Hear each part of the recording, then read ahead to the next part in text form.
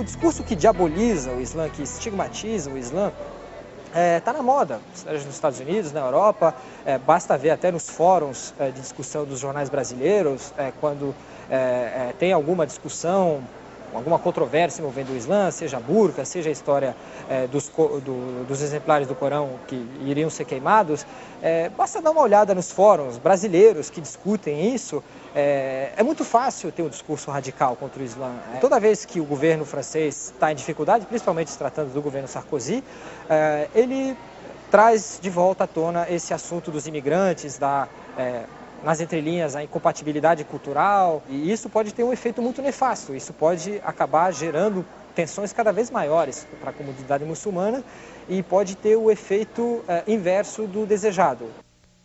De Nova York, o correspondente Caio Blinder fala do mea-culpa da imprensa americana diante do espaço exagerado que deu ao pastor que ameaçava queimar o Alcorão.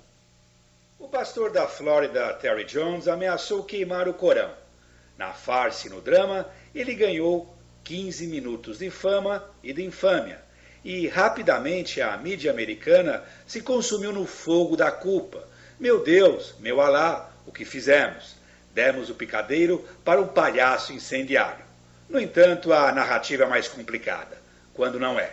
A história ganhara antes espaço na imprensa do Oriente Médio e de países islâmicos. Foi então que as autoridades americanas passaram a alertar que a provocação do pastor era um perigo para as tropas americanas e poderia gerar anti-americanismo.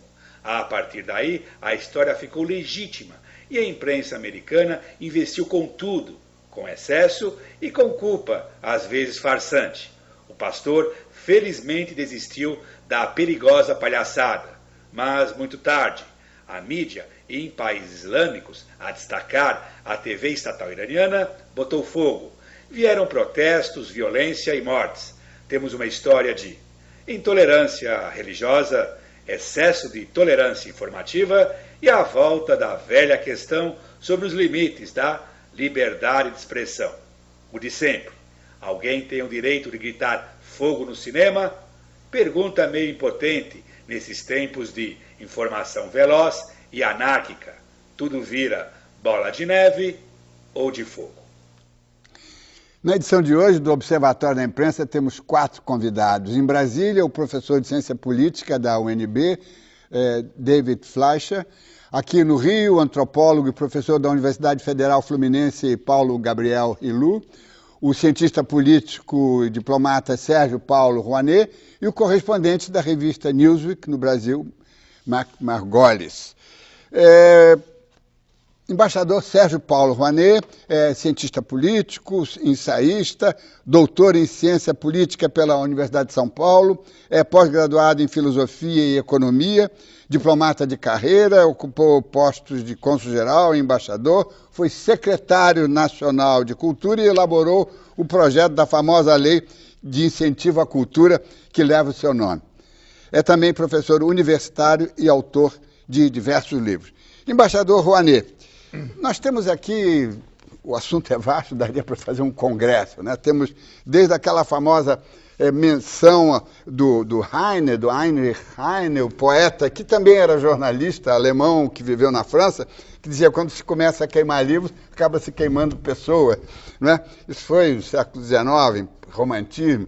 Mas temos coisas mais quentes, que é a teoria do Samuel Huntington, não é? Que dizia do conflito das civilizações e que foi substituído pelas Nações Unidas com a proposta da aliança das civilizações. Mas esse episódio aqui parece que as civilizações não estão preparadas para se juntar, não é? Como é que o senhor vê essa questão toda?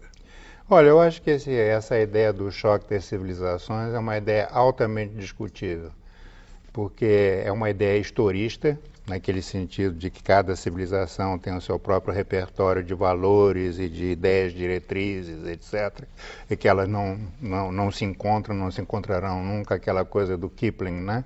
Que o leste é o leste, o oeste é o oeste, as duas nunca se encontrarão. A ideia da especificidade absoluta de cada entidade, mega entidade cultural que nós chamamos de civilização. Eu acho que isso é uma bobagem, Basta a gente olhar a civilização islâmica, por exemplo, que aparentemente seria mais coerente, segundo Huntington. No entanto, a Arábia Saudita tem um alinhamento político, o Kuwait, os países do Golfo têm outro, e evidentemente o Irã tem outro tipo exerce outro tipo de opção política, etc. Então, não acho que exista essa unidade civilizacional. Existe, no caso do Islã, no caso desse pastor alucinado, né, que foi delirante, que foi focalizado aí, eu tenho a impressão que o tema em si, na maneira como foi apresentado, o tema em si do obscurantismo islâmico, etc., foi um pouco obscurecido pelo tema da mídia. Quer dizer, praticamente não se falou sobre o conteúdo da notícia em si, que é, por um lado, essa ideia alucinada do pastor demente, e, por outro lado, a reação irada em todo o mundo islâmico. Essa é a notícia. A notícia passou a ser outra coisa se a mídia foi longe demais ou não, se ela devia ter exercido mais contenção e mais autodisciplina ou não. Isso me parece que não é a verdadeira questão. Eu acho que deveria ser discutido. Eu acho que a mídia fez, eu concordo com um dos participantes. O Garcia. A mídia fez exatamente o que tinha que fazer. Evidentemente, as críticas que ele fez eu endosso também. É claro que a mídia poderia ter sido um pouco mais analítica, poderia ter ido mais atrás do contexto histórico, explicar exatamente em que consiste o fundamentalismo, dizer que não existe apenas o fundamentalismo islâmico, mas o fundamentalismo judaico e um fundamentalismo cristão. Na verdade, as três religiões monoteístas têm os seus loucos, têm os seus fundamentalistas. Ela devia ter feito isso. Não fez, é pena, mas essencialmente ela fez o que devia fazer. Ela não podia ter se omitido, não podia ter exercido a função de contenção, não é a função da imprensa. A imprensa tem que noticiar. Tem que noticiar, tem que informar. Claro. A informação, o assunto merecia uma informação talvez mais cuidadosa, teoricamente mais fundamentada, mais contextualizada, mas ela fez o que tinha que fazer. Eu concordo inteiramente com o que foi dito nesse sentido. Paulo Gabriel Hillou, doutor em antropologia pela Boston University, professor e coordenador do programa de pós-graduação em antropologia e do Núcleo de Estudos sobre o Oriente Médio da Universidade Federal Fluminense. Dedica-se à pesquisa sobre diferentes expressões sociais do Islã na Síria contemporânea e nas comunidades muçulmanas do Brasil. Professor Paulo Gabriel Hillou, existem exemplos positivos no passado de aliança de civilizações.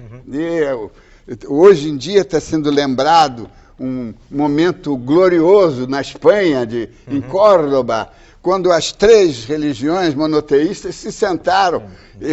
Não é que se sentaram, estavam juntas trabalhando ideias comuns e resgatando a cultura grega, o idioma árabe sendo usado por filósofos judeus, Maimônides, assim. É possível nós voltarmos a esse espírito do passado?